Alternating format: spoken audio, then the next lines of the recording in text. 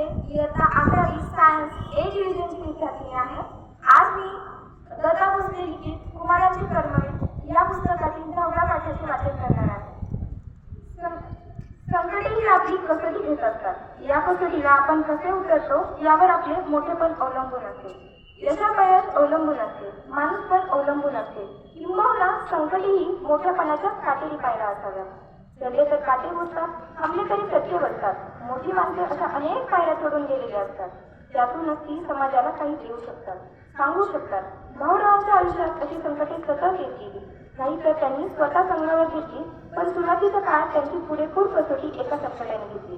त्याला डांबर प्रकरण असे म्हटले जाते. हे डांबर भाऊरावांना खूप महागात पडले.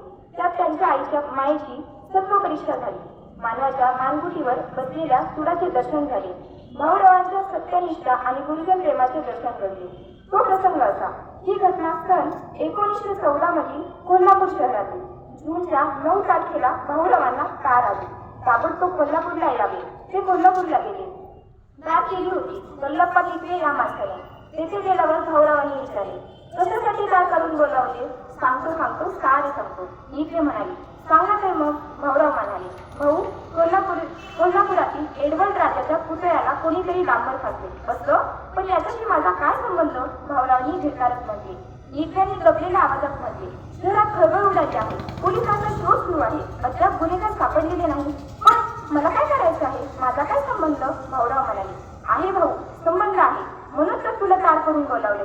आमचा आणि शहरातल्या काही लोकांचा संशय लठ्ठे वकिलांवर आहे. त्यांचेच हे काम असणार. दरबारालाही तसेच वाटते. लठ्ठे वकिलांना यात पुढचा अडकायचा आहे आम्हाला. लिखव्याने आपल्या मनातला हेतू सांगितला. तुम्हाला काय करायचे ते करा, मला कशाला सांगता? तसं नाही भाऊ पाटील. पूर्वी लठ्ठे यांनी तुला वसतिगृहातून हाकलून दिलेला आठवतं का? त्यामुळे तू आयुष्यातून उठला, हे विसरू नकोस. तेव्हा त्याचा बदला घेण्याची नामी संधी आली आहे. तू त्याच्या विरुद्ध साक्ष दे. म्हणजे झाले काय? हे सर्व भाऊरावांनी ऐकले. त्यांना आश्चर्याचा धक्का बसला. कोणत्याही कारणासाठी खोटे बोलणे त्यांना पसंत नव्हते. ते म्हणाले, हे पहा लिखवे, लठ्ठे माझे गुरुजी होते. त्यांनी मला जी शिक्षा दिली ते त्यांचे कर्तव्य होते. त्यांनी मला जाणून बुजून त्रास दिला नाही. शिवाय या डांबर प्रकरणात त्यांचा हात असावा असे मला वाटत नाही. तेव्हा मी तशी खोटी साक्ष देणार नाही. लेकरांचा अंदाज चुकला.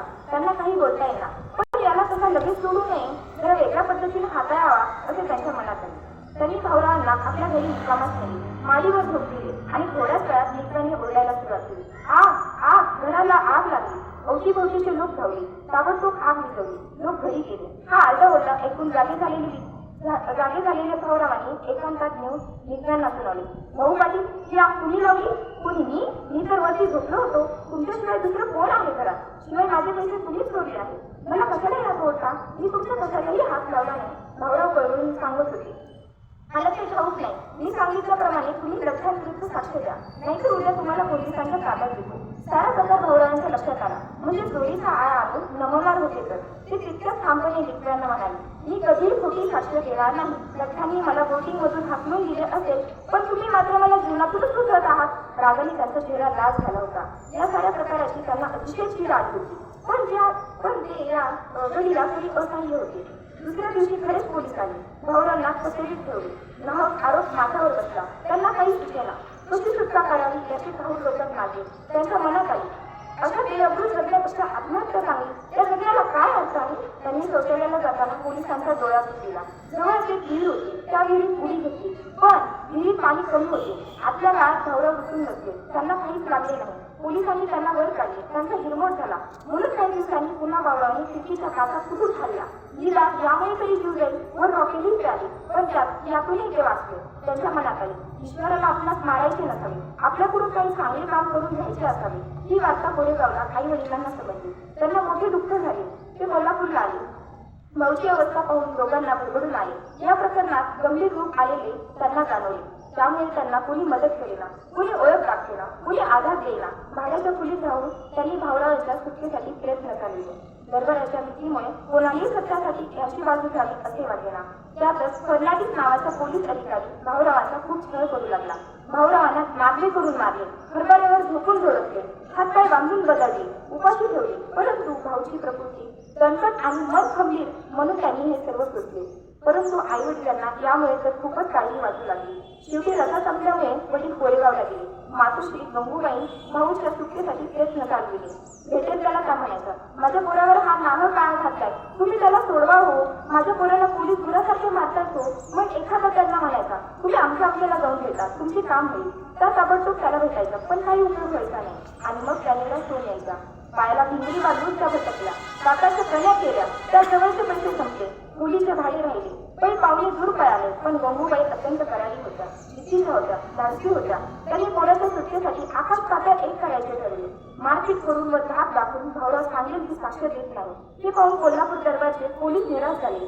त्यांनी या प्रकरणाच्या चौकशीचे काम ब्रिटिश सरकारच्या पोलिसांकडे सोपविले. या कामावर सरकारने श्री पागे नावाचे अधिकारी नेमले. पागे चौकशीच्या कामात निष्णात होते. त्यांनी या कामात गणपत मागण्याची मदत घ्यायची ठरवली.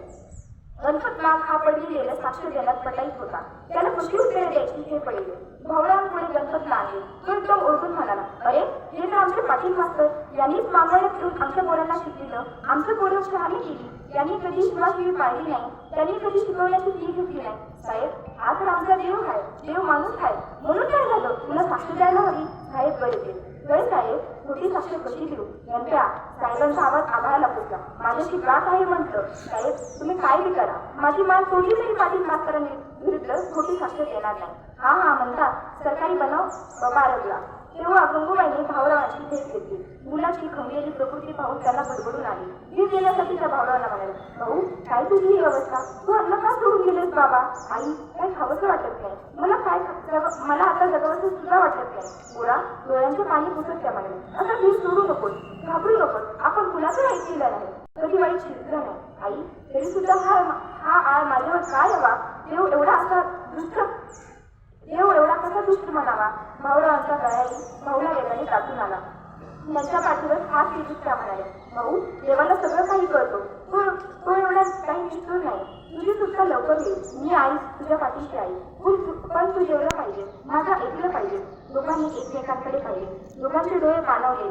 त्यात परस्परांविषयी दैवी प्रेम प्रतिबिंबित झाले होते. नेत्रांची भाषा नेत्रांना समजली. आपल्यामुळे आपल्या आईला अधिकच दुःख होते याची भाऊरावांना जाणीव झाली. ते भिजलेला सुरात म्हणाले, आई तुझं मी ऐकतो, आजपासून मी जेवत नाही. मग तर झाले.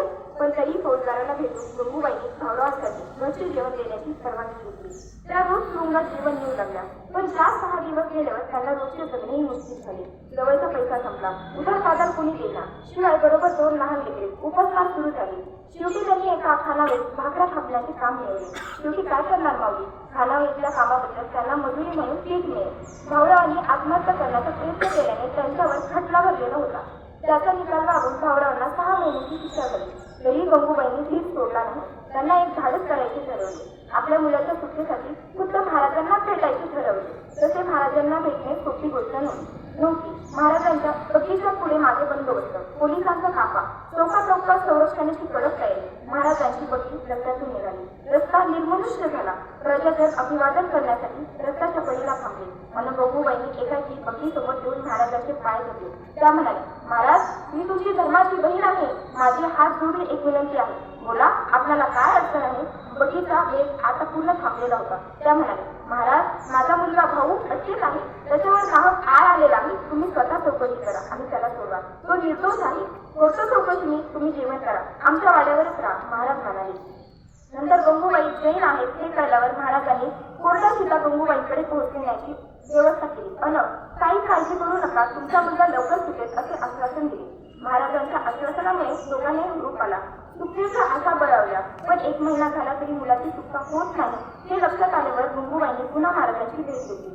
महाराजांनी खाजगी वकिलांकडे पाठवले. त्यांना कोर्टात अपील केले. ते अपील काही दिवस तसेच पडले. मधल्या काळात पुन्हा खोटी साक्ष देण्यासाठी संबंधितांकडून गंगूबाईवर दबाव आला. पैशाची आमिषे दाखवली. उज्ज्वल भविष्याची चित्रे रंगून दाखवली. पण गंगूबाईंनी खोटी साक्ष देण्यास साफ नकार दिला. त्या खूप संतापल्या आणि म्हणाल्या, मला 4 मुले आहेत, त्याचा 1 दिला असे समजेल, परंतु मी तुमचे ऐकणार नाही. तुम्ही माझ्याकडे आलात तर सुबरता. हे उत्तर ऐकल्यावर या साथी लोकांकडे तोंड काय केले. शेवटी कोर्टाचा निकाल लागला. भाऊरावांच्या सुटकेचा हुकूम निघाला. भाऊरावांच्या वडिलांनी कोरेगावावरून भाऊरावांच्या सुटकेसाठी बऱ्याच दिवसापासून प्रयत्न चालवले होते. सातारच्या कलेक्टरने कोल्हापुरातील इंग्रज अधिकाऱ्याला लिहिले होते. या पत्राचीही सुटका होण्यास मदत झाली. आता आपल्या पोराची सुटका होणार म्हणून भाऊरावांच्या आई वडील तुरुंगाच्या दारात आतुरतेने थांबले. पण पोलीस भाऊरावांना लवकर सोडायला तयार नव्हते. काहीतरी कारण सांगून ते अडथळा आणायचे. याचा संशय येताच भाऊरावांच्या आई वडिलांनी ईटी प्रेसिडेंटकडे अर्ज दिला, तक्रार सांगितली आणि मग भाऊरावांना सोडले. तरीही संस्थानाचे पोलीस रेल्वे स्टेशनवर त्यांना पकडण्यासाठी साधना करीत आले, पण त्यांच्याजवळ पकड वॉरंट नसल्याने आणि भाऊरावांच्या वडिलांना रेल्वे पोलिसांकडे तक्रार केल्याने पोलिसांचे काही चालले नाही. शेवटी तिथेही विचारला आले. त्यावेळी वडील बदलून तेथे आले होते. धन्यवाद.